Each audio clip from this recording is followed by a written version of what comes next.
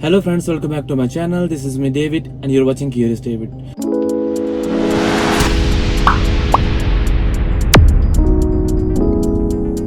तो फ्रेंड्स, आप ये सोच रहे होगे क्यों आज मैं कार में बैठा हूँ। एक्चुअली आज मैं बहुत ही इंपॉर्टेंट बात करने जा रहा हूँ जो कि काफ़ी पीपल हैं जो वो अवॉइड करते हैं। मुझे भी अभी रिसेंटली ये बात पता चली, इसलिए मैं आपके साथ शेयर करना चाहता हूँ क्योंकि आप ये मेरी फैमिली हो, तो मैं आपसे ज़्यादा जो भी मेरे पास इंफॉर्मेशन होती है मैं ज़्यादा से ज़्यादा शेयर करने की कोशिश करता हूँ। तो अभी जो रिसेंटली मुझे बात पता चली तो उसने मुझे इस बात को शेयर करने के लिए मजबूर कर दिया। जो मैंने पिछली वीडियो बनाई थी एयरबैग में, उसमें बताया था कि हाँ एयरबैग कैसे काम करता है। एक्चुअली जो एयरबैग होता है उसके अंदर एक्सप्लोजन होता है, जिससे एक्सप्लोजन से जो एयरबैग है वो फिल होता है। अगर ज़्यादा डिटेल में जानना है तो आप मेरी पिछली वीडियो देख लो, उसमें मैंने पूरी एयरबैग की प्रॉपर फंक्शनिंग बताई हुई है।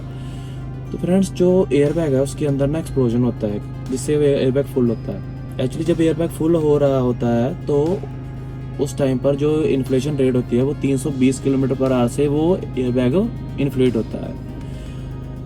तो सीट बेल्ट ये मैंने जो लगाई हुई है, आप भी सोच रहे हो कि मैंने घर में बैठी क्यों लगाई है। सीट लगाई है कि मैंने आपको दिखाना चाहता कि हाँ कि सीट बेल्ट की क्या फंक्शनिंग है, कि एयरबैग से कैसे आपको बचा सकती है। एक्चुअली जब एयरबैग जो इन्फ्लेट हो रहा है, अगर 320 किलोमीटर पर आवर की स्पीड से इन्फ्लेट हो रहा है, अगर आप सीट बेल्ट अगर आपने नहीं लगाई तो आप आगे को जाओगे।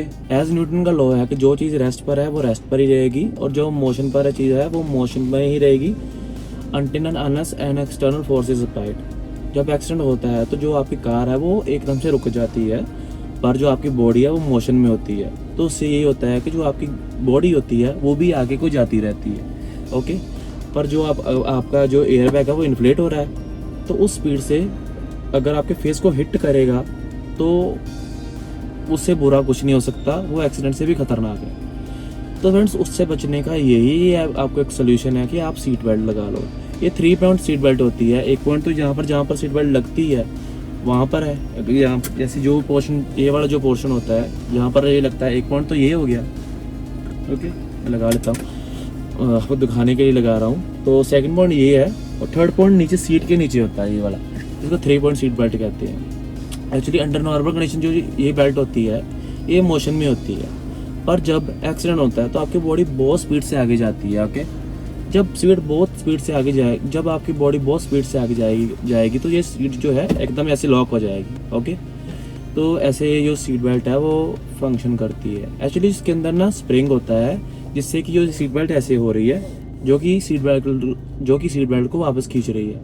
इसके अंदर ना एक बार सी होती है जिस पर पूरी सीट बेल्ट ऐसे वाइंड अप होती है, तो उसके बाहर स्प्रिंग लगा होता है जो कि इसको पूरी सीट बेल्ट को खींच कर रखता है अंदर को।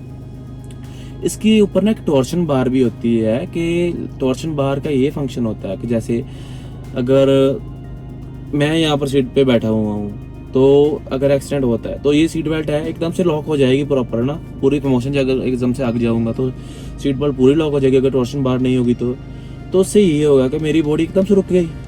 एकदम से रुकने से ये होगा कि जो मेरे इंटरनल ऑर्गन्स है, चेस्ट है ना, और जो मेरी टॉर्सो है उस पर बहुत ही ज़्यादा फोर्स लगेगी और उस पर जो इंटरनल मेरे ऑर्गन्स हैं वो डैमेज हो सकते हैं। तो टॉर्शन बार का ये है कि जो बेल्ट है वो थोड़ी अगर पूरी लॉक भी होगी ना तो फिर भी थोड़ी सी बेल्ट आगे को जाएगी, ऐसे थोड़ी सी आगे जाएगी, तो इससे ये होगा थोड़ा टाइम मिल जाएगा बॉडी को स्लो होने में। तो वो टॉर्शन बार का ये फंक्शन है। अब मैं आपको बताता हूँ कि सीट बेल्ट लॉक कैसे होती है। एक्चुअली इसके ना ऊपर रैचेट्स लगे होते हैं, इसके ना रैचेट गियर्स होते हैं। रैचेट गियर्स ना बहुत तीखे से उसके धंधे से होते हैं, जो कि उसके ऊपर ना एक क्लच लगा होता है। जब ये बहुत स्पीड से घूमता है जो क्लच होता है वो बाहर को निकल जाता है और वो जो बाहर गियर लगा हुआ है, एक्सटर्नल गियर लगा हुआ है, उस पर उसके साथ टकराता है और जो सीट बेल्ट है वो पूरी लॉक हो जाती है।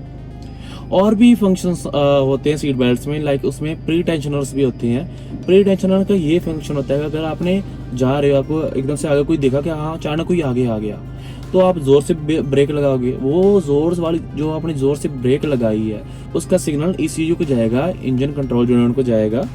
तो जो ECU है वो प्री टेंशनर को फायर कर देगा। जो प्री टेंशनर होता है उसके अंदर एक्सप्लोजिव होते हैं।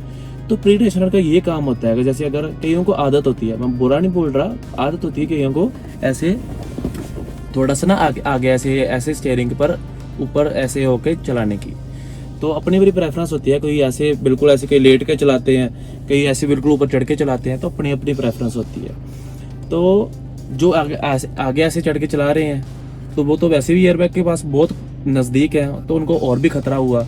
जो प्री टेंशनर है उससे यही होगा कि जो एक्सप्लोजन होगा, जो सीट बेल्ट के नीचे मैकेनिज्म है और जो आपकी जो बेल्ट है आपको पीछे की तरफ ऐसे खींचेगी, उससे ये होगा कि जो एयरबैग से और जो आपके फेस में थोड़ा डिस्टेंस क्रिएट हो जाएगा, जिससे ये होगा कि जो एयरबैग को टाइम मिल जाएगा फूलने के लिए, इन्फ्लेट होने के लिए, तो आपका जो एयरबैग है वो आपको प्रॉपरली सेव कर सकता है। तो फ्रेंड्स, ये पूरी प्रॉपर फंक्शनिंग है सीट बेल्ट की।